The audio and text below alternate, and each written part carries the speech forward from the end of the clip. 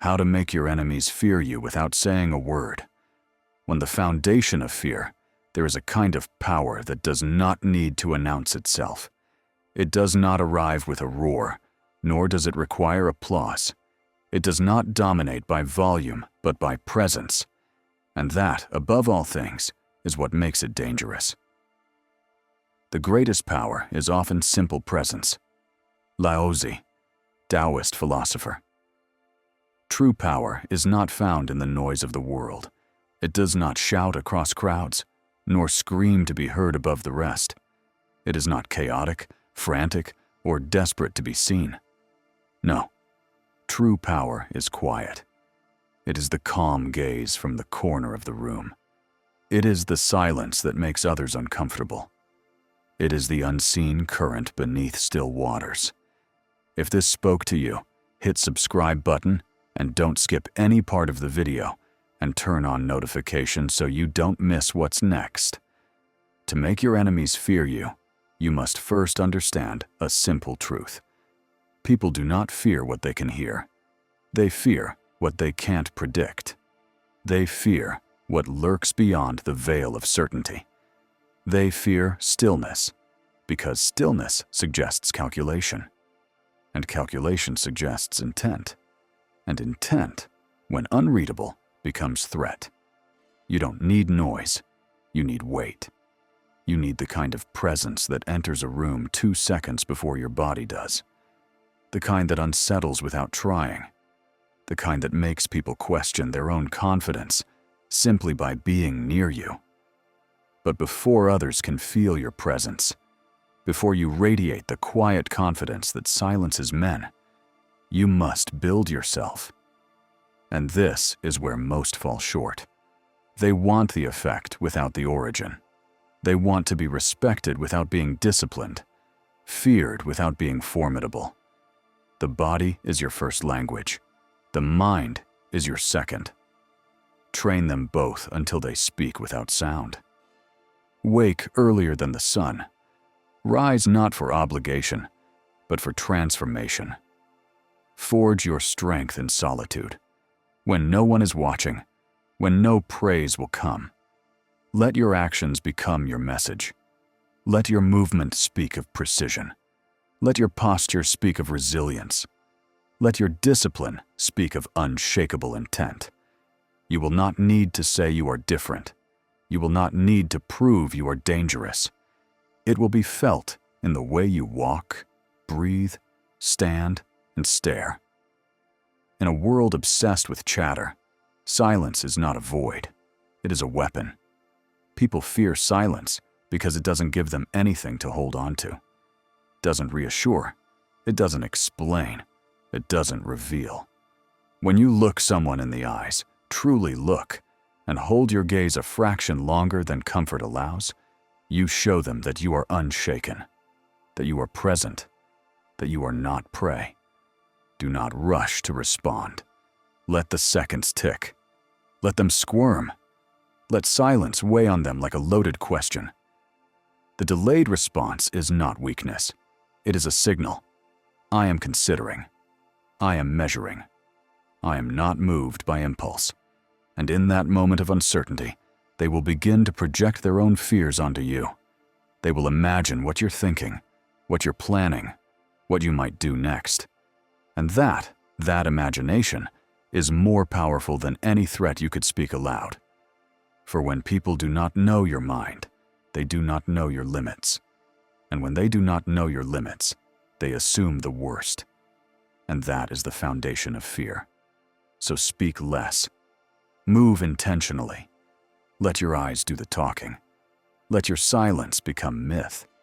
Because in a world of noise, stillness becomes the voice they never forget. 2. Presence over words. There is a form of communication that leaves no sound in its wake, no echo, no syllables, no recorded trace. And yet it commands attention, demands respect, and disorients the loudest in the room. It is called presence. Presence is not what you wear. It is not what you say. It is what you carry. It is the invisible weight behind your steps, the air that shifts when you enter, the feeling people get when your eyes meet theirs and you don't blink. It is not loud. It does not boast. It does not announce itself like a parade. It arrives like dusk, quiet, certain, and undeniable. Confidence does not scream. It doesn't compete. True confidence doesn't seek approval because it has already accepted itself. Walk into every space with the calm awareness that you belong there, not because someone told you so, but because you have nothing to prove and nothing to hide. Let your movements be slow. Let your steps be deliberate. Rushed men are worried men. But those who walk slowly are telling the world, I am in control. I am the rhythm, not the reaction. Speak rarely. Observe often. Let others fill the room with noise, with over-explanations, and weak laughter. You sit in silence, not because you have nothing to say, but because you don't need to say it. And when the time comes to speak, when all others have exhausted their need to be heard, speak softly. Speak briefly. But speak with meaning so. Presence over words. Always. 4. Psychological distance. There is a kind of presence that commands a room, but there is a kind of absence that controls memory. And in that gap, in the rare, the scarce, the unexpected, fear finds its most loyal ally. We have been taught to be available, to respond quickly, to be present, constantly, endlessly, on display. But power is not in proximity. Power is in distance. He who is too familiar loses his reverence. He who is always present ceases to be noticed. Balthazar Gracian, The Art of Worldly Wisdom. Mystery is not accidental. It is crafted, deliberately, like a dagger forged in shadow. When people don't know where you are, what you want, or when you'll return, they do not dismiss you. They obsess over you. Don't be easily accessed. Be like a locked room in a familiar house. Always there, but never fully entered. Your unpredictability should not be erratic. It should be calculated. If they can always reach you, they'll stop reaching. If they always see you, they'll stop seeing. If you're always around, you become part of the background, and no one fears what blends in. But if you move like a storm that arrives without warning, if you appear when the air changes, then vanish before questions can be asked, you become a legend, not a memory. Make your presence rare but unforgettable. Let your name precede you like distant thunder.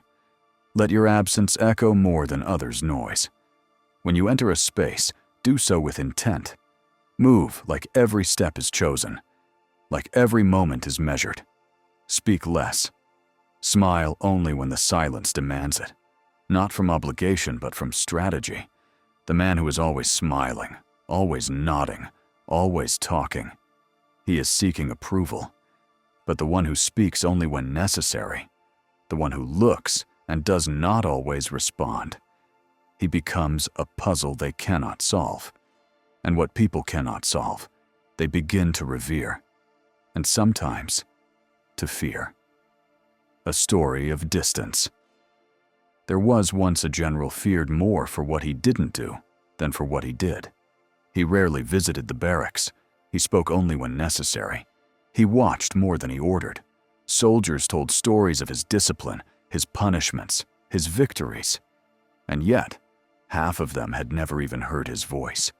He had no need to raise it, because silence followed wherever he walked. He would appear on the training grounds once a month. No announcement, no fanfare. He would observe for 10 minutes, say nothing, then leave. The result? Panic, preparation, fear, respect. His presence became a phenomenon, not because it was constant, but because it was rare and meaningful. Always move with purpose. When you leave, let it feel like a void. Let people realize they depended on your presence only once it's gone. Leave before you are begged to stay. Disappear while they still remember the weight of your presence. Never forget, to be seen too often is to become invisible. But to be seen rarely and always at the right time is to become unforgettable. Smile less, observe more, listen more than you speak. Do not seek understanding. Let them wonder. Power is not in being liked. It is not in approval. It is in that sharp moment when they realize they do not know you, they cannot predict you, and yet they cannot ignore you. That is psychological distance. That is fear's quiet twin. And that is how legends are built, in the spaces where others no longer exist. Fifth strategy. In silence. There is a reason the deadliest predators do not roar before they strike. They wait, they observe, they allow the prey to forget they are being watched until it is too late. This is the essence of silent strategy. The most effective response is not a loud reaction. It is the one they never saw coming. The unspoken truth of conflict is this: those who shout threats are often bluffing. Those who posture with anger are often compensating. And those who say nothing, they are the ones you should fear most. Let them underestimate you. Let them mock your silence. Let them grow confident in the space you've intentionally left quiet. Let them believe your lack of noise is weakness, because false confidence is a weapon when it belongs to your enemies. Appear weak when you are strong, and strong when you are weak. Sun Tzu, The Art of War. This is not cowardice. This is camouflage. You are not avoiding conflict. You are choosing the terrain on which it will occur. You are waiting for the moment when it matters, when your actions will be final, not performative. Let them think you are disarmed. Let them think you've turned your back. Let them believe the war is over. Then, when the time is right, not a second too early, not a second too late, move. Do not announce your strike. Do not prepare them with threats. Do not give them time to respond. Your retaliation should be surgical, precise, quiet, clean. There should be no anger, no fury in your face, only purpose, only execution. Because rage is loud and messy. But that is the final rule: to be so composed, so quiet, so unreadable. That fear is no longer something you deliver. It's something you cause others to create within themselves. Become the unspoken danger. Be the shadow they cannot define. The threat that takes no form. The presence that says, I don't need to prove anything, because you've already imagined everything. Speak less. Show less. Move less. But let the idea of you grow large in the spaces you leave behind. Let them stare into your silence and see themselves, their fears, their guilt, their predictions. They will try to fill the silence with answers. But the silence was never made for answers. It was made to make them uncomfortable, to leave them wondering what they can't know, to create a pressure they can't relieve. And in that wondering, in that discomfort, in that pressure, they will fear you.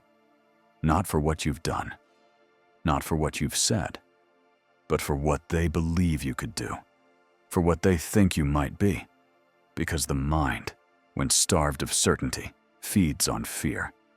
And you, still, silent, unreadable, will be the quiet architect of that fear. The final rule is not about domination. It is about becoming a presence that cannot be forgotten, a question that cannot be answered, a danger that cannot be seen, but always, always felt. And you will never need to raise your voice, because your silence will become the loudest thing in the room. If this spoke to you, hit subscribe button, and don't skip any part of the video, and turn on notifications so you don't miss what's next.